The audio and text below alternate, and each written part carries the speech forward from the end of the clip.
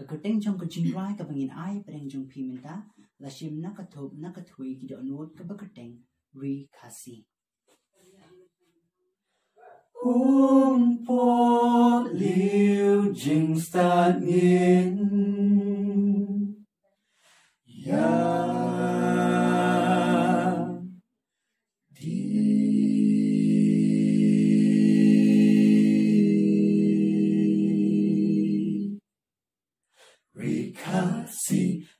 Khasi nga i ya pa kari ka ba i ubarem ubaja kitin men min hindai langam yo ishu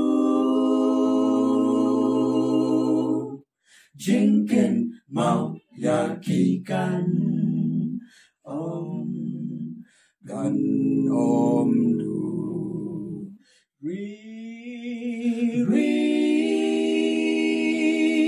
nga i thon la kari Khasi ngin kiu shakli shaprang in mi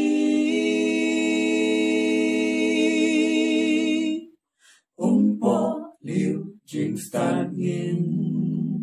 ya din ya di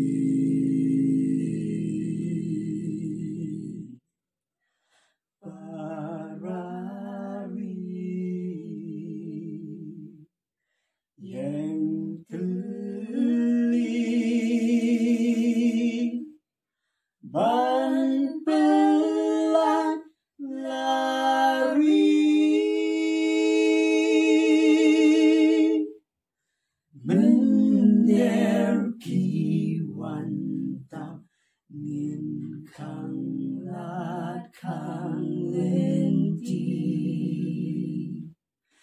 ngin yai tei bat kintiu pelat im lari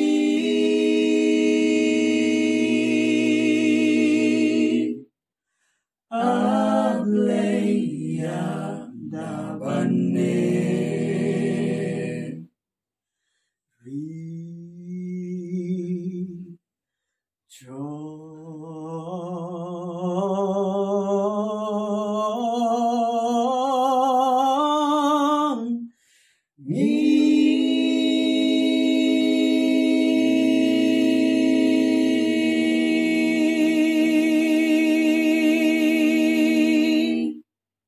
Beli Shibon.